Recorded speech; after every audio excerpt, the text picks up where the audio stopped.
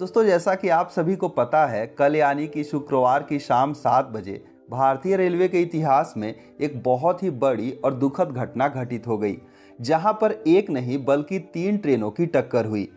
दोस्तों, ये कोलिजन इतना भयानक था कि अभी तक प्राप्त रिपोर्ट के अनुसार इस हादसे में 300 से ज़्यादा लोग इस दुनिया को छोड़कर चले गए और 900 से ज़्यादा लोग अभी घायल हैं। दोस्तों, सबसे पहले तो ये नॉलेज नोर की पूरी फैमिली उन तमाम लोगों को भावपूर्ण श्रद्धांजलि देना चाहती है जो इस दुनिया में नहीं रहे। दूसरी चीज कि यह हादसा उस समय हुई जब ट्रेन की स्पीड 127 किलोमीटर पर आवर की थी। दोस्तों, आप अंदाजा लगा सकते हैं कि इतनी तेज रफ्तार में कोई ट्रेन किसी दूसरे ट्रेन से टकराती है तो वह स्थिति कितनी भयानक होगी, सोचकर रूह कांप जाती है।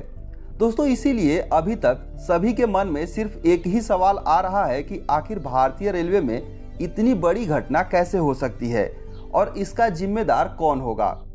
तो दोस्तों, रेलवे की प्रारंभिक जांच की रिपोर्ट आ गई है, जिसके आधार पर हम यह समझते हैं कि आखिर यह घटना कैसे हुई और इसका जिम्मेदार कौन था। दोस्तों, इस घटना को अच्छे से समझने के लिए आप इस इमेज को देखिए।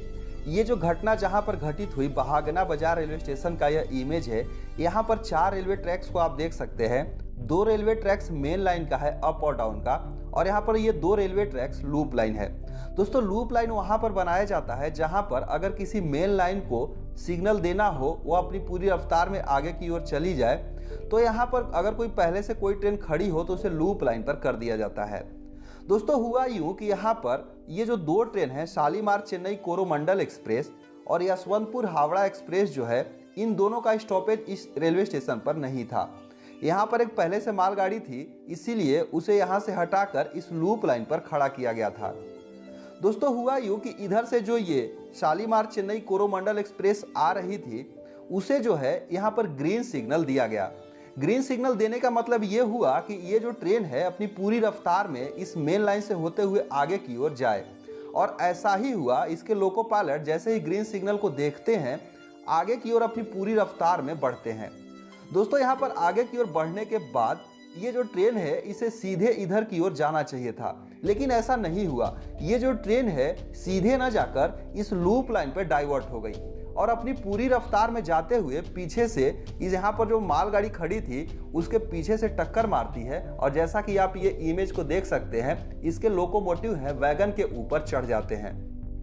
दोस्तों, जैसे ये इसका जो टक्कर होता है तो इसके 10 से 12 कोच डीरेल होकर ये बगल वाली ट्रैक्स पर आकर पड़ जाते हैं, और उसी समय इधर से यशवंतपुर हावड़ा जो एक्सप्रेस आ रही थी, रेल जो कोच पड़े हुए थे, इसकी जोरदार टक्कर होती है और इसके भी कोच डीरेल हो जाते हैं। तो इस तरीके से यहाँ पर आप देख सकते हैं 2 सीनें होती है।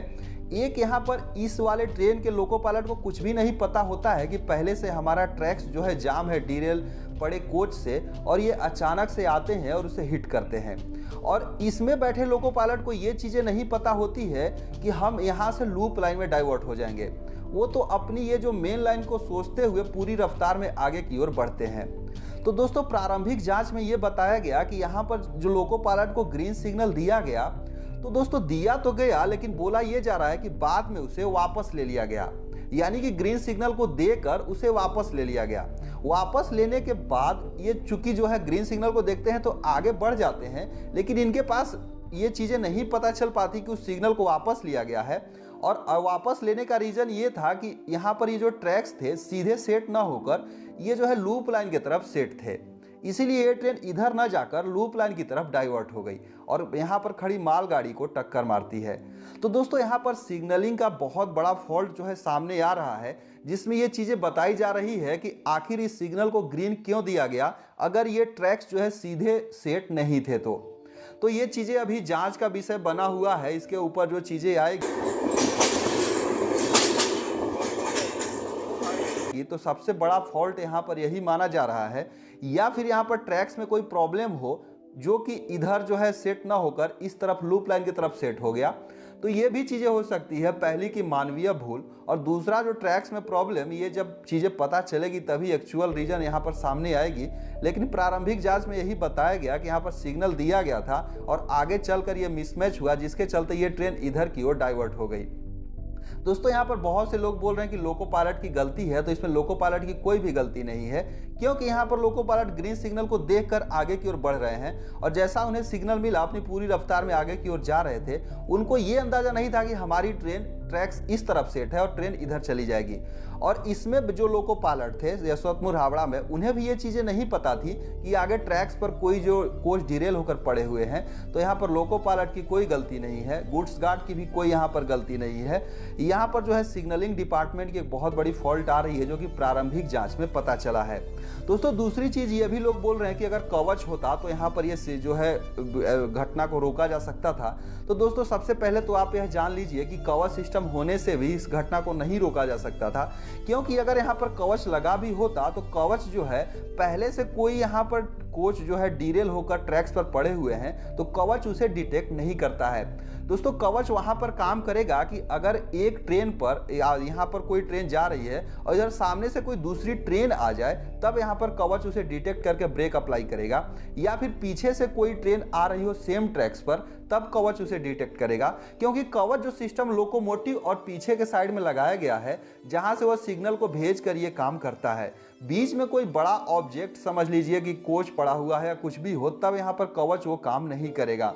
दूसरी चीज़ कि यहाँ पर अगर ये जो है अगर ये जो कोरोमंडल एक्सप्रेस की बात करें तो यहाँ पर ये जो है ट्रेन के लिए इधर मेन लाइन पे ट्रैक सेट थे, तो मेन लाइन पे जो है यहाँ पर कोई दूसरी ट्रेन इधर से नहीं आई थी, इसलिए यहाँ पर भी कवच काम नहीं करता। यहाँ पर ट्रेन जो है पीछे से, चूंकि रास्ता तो इसका ये था लेकिन चली इधर गई, इसलिए यहाँ पर जो है अपनी पूरी रफ्तार में जाते हुए पीछे से टकराई। तो इस तरीके से कवच का यहाँ कोई खास प्रभाव नहीं पड़ता। ये सिचुएशन ही अलग थी, जो कि सिग्नलिंग डिपार्टमेंट की गलती सामने आई है। बाकी जब पूरी रिपोर्ट आएगी तो इसके ऊपर एक और वीडियो बनाएंगे। इसमें दोस्तों आपकी क्या राय है ये सारी चीज़ों को देखने के बाद, क्योंकि आप लोग भी बहुत सारी चीज़ें रेलवे के बारे में जान गए हैं, तो अपना जवाब जरूर से कमेंट करें। सो इस वीडियो पर बस इतना ही, मिलते हैं एक दूसरे वीडियो में, तब तक के लिए धन्यवाद।